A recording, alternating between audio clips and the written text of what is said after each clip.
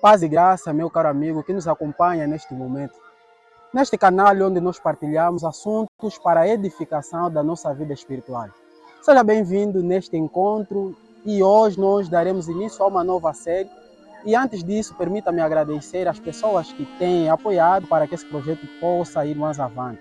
E quero agradecer por você fazer parte e pedir a ti que se ainda não subscreveu o seu canal, por favor, faça-o agora. Deixa um like, compartilha o conteúdo. Isso fará com que o nosso canal seja mais visualizado e as pessoas que também tenham a mesma necessidade que nós possam ser alcançados por Jesus. E também quero aqui aproveitar e agradecer ao nosso amigo Manuel junto à sua família, refiro-me da sua filha Luna e da sua esposa Bruna. Eles nos assistem a partir do Brasil. Quero mandar um abraço e que a paz do Senhor esteja convosco. Meu prezado amigo, nós vivemos em uma época, em uma sociedade em que ao olharmos parece que não tem mais relevância falar sobre o assunto da família. Alguma vez você já pensou, já refletiu para procurar entender qual é o estado das famílias agora? O que é que nós devemos fazer com a decadência dos princípios dos valores familiares? Será que Deus tem um propósito com a nossa família? Qual é o teu pensamento sobre o assunto? Antes de abordarmos sobre o tema de hoje, eu quero lhe convidar em oração. Bendito Deus, Pai que estás nos céus, lhe agradecemos, Senhor, porque o Senhor é o Criador das famílias. Oramos para que a nossa família seja usada para o seu propósito. Em nome de Jesus. Amém. Meu caro amigo, hoje nós vamos começar uma nova série com o título Não cairá chuva sobre esta família. É isso, não cairá chuva sobre essa família. Ao ouvir sobre a chuva, parece ser um assunto de pouco valor, porque nós hoje estamos a assistir diversas vezes países que estão a sofrer por inundações. Nós estamos a ver casas de pessoas a serem destruídas, os bens públicos a serem destruídos por intermédio da chuva.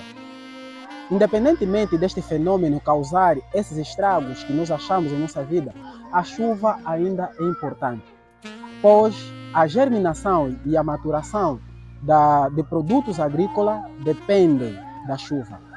Para que os rios possam ter água e as mesmas possam servir para a comunidade, para a nossa família, dependemos da chuva.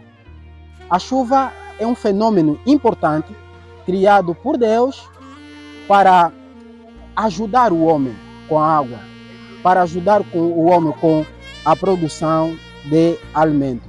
Por isso, nós quando lemos a Bíblia, e eu quero convidá-lo agora para o livro de 1 de Reis, capítulo 17, verso 1.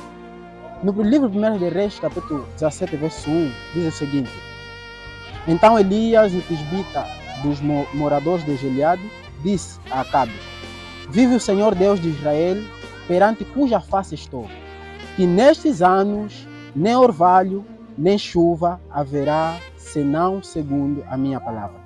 Verso 7 diz o seguinte: E sucedeu que passados dias, o ribeiro se secou, porque não tinha havido chuva na terra. Na época em que nós encontramos o profeta Elias a falar com o rei Acabe, ele determinou, pela desobediência do povo, que na terra não haveria mais chuva.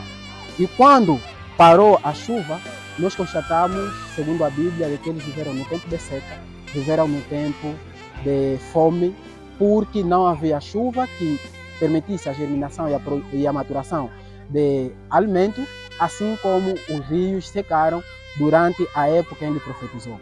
No verso 2 do capítulo 18 de 1 de Reis, diz que E foi Elias apresentar-se a Acabe, e a fome era extrema em Samaria.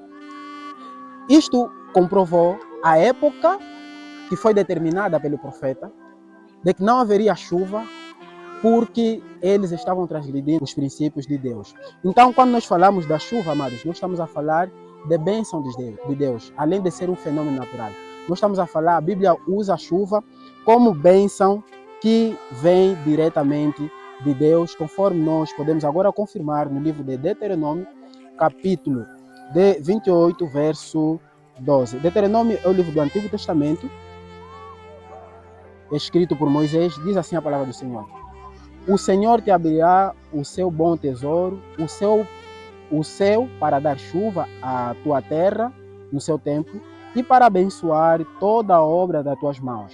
E emprestarás às muitas nações, porém tu não tomarás emprestado. Nós vimos aqui a Moisés a orientar que se o povo guardasse os princípios de Deus, então o Senhor poderá abrir os tesouros e também dos céus cairia chuva, e essa chuva poderá permitir a produção, o homem estaria rico, estaria a prosperar, seria ele a emprestar e não tomar emprestado.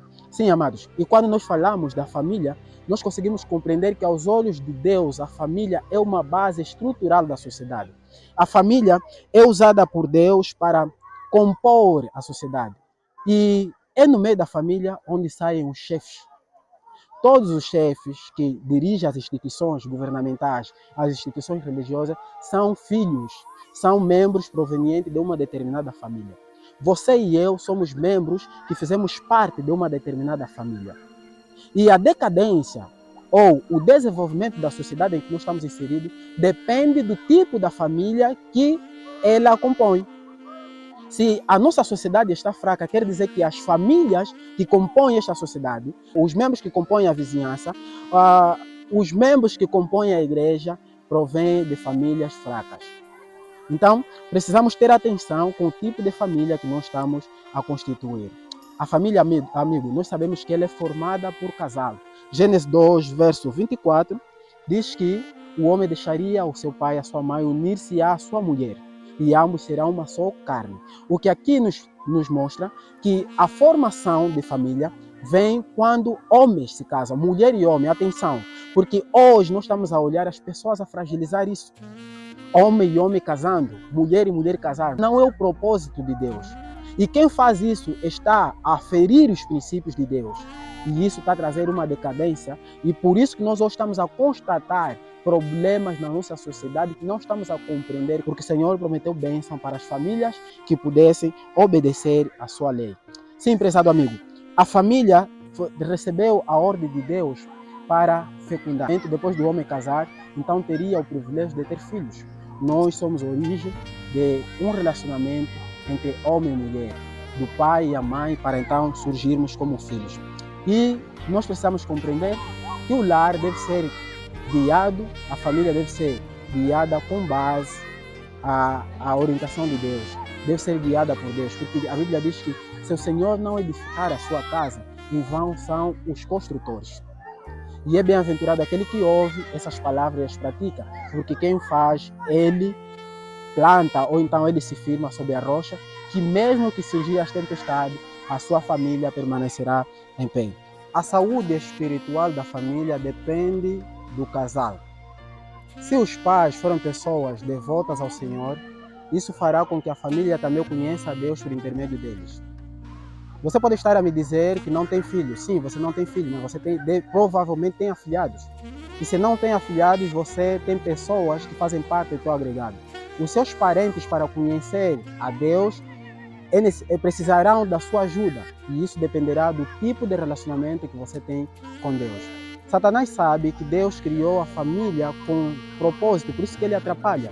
Veja que Deus colocou-nos com um propósito de sermos bênção para outras famílias.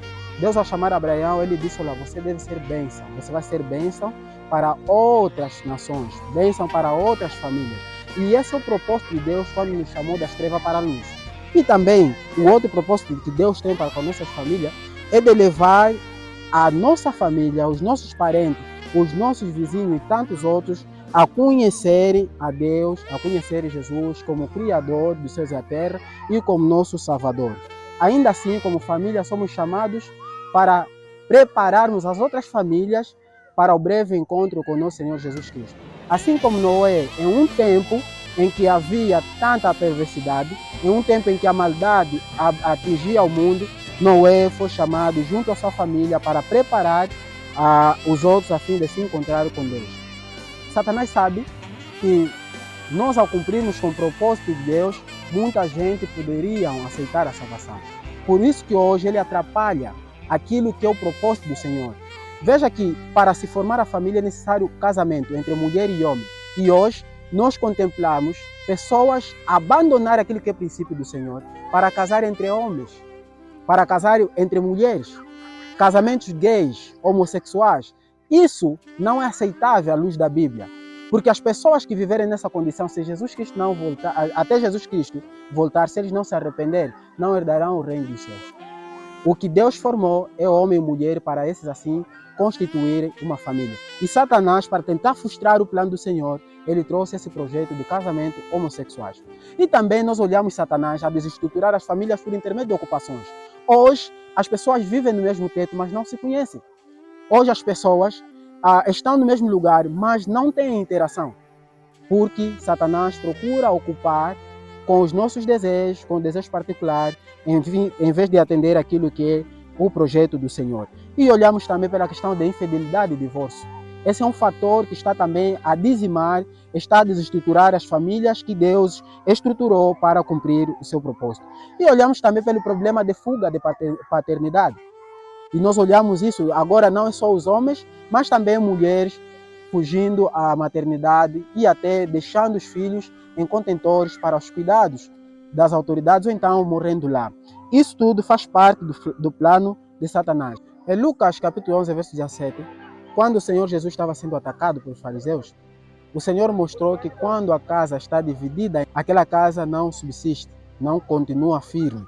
É do mesmo modo que Satanás, sabendo que se nós vivermos divididos dentro do nosso lar, pessoas discutindo entre eles, vivendo cada um segundo o seu desejo, a nossa casa não poderá se manter em pé.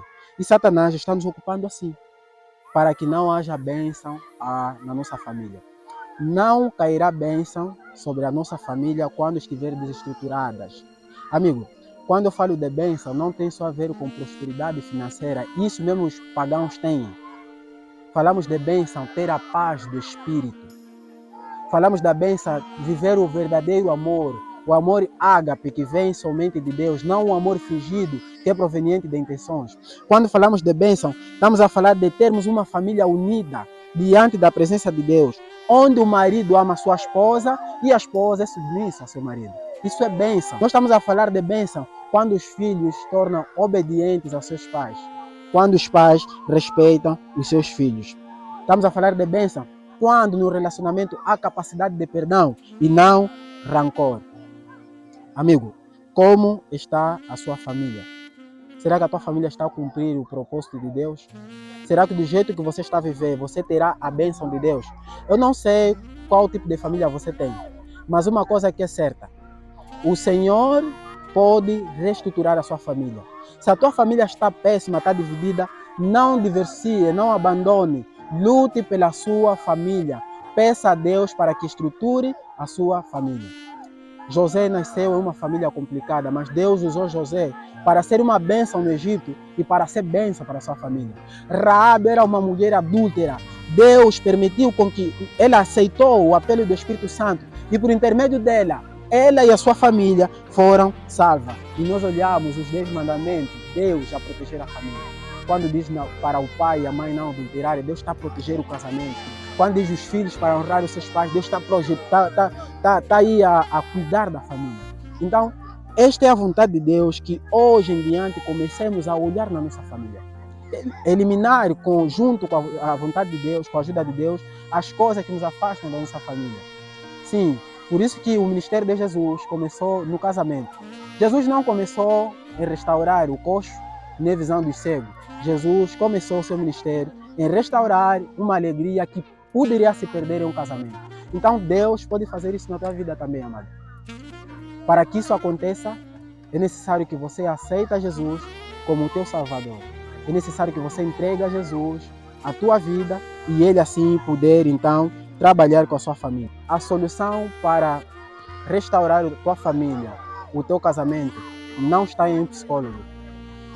A solução para restaurar a tua família, o teu casamento, não está na simples vontade, mas está em você aceitar o nosso Senhor Jesus Cristo como teu Salvador. Porque sem Ele, tanto a ti, tanto a mim, nada podemos fazer. E eu quero lhe convidar hoje para que você creia no nosso Senhor Jesus Cristo, para que, por intermédio de ti, tu e a tua família sejam salvos. Eu creio que essa é a tua vontade. Quero lhe convidar em oração. Bendito Deus, nós lhe agradecemos por nos mostrar aquilo que é a sua vontade quanto à família.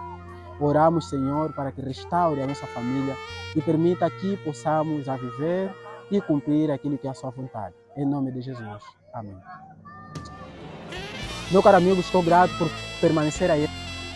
E mais uma vez quero lhe convidar que possa subscrever-se ao canal, possa então interagir neste canal, deixar um comentário, deixar um like, compartilhar com o próximo, para então que ele cresça e alcance as famílias que têm a necessidade. Grato a todos que nos acompanharam. Paz e graça.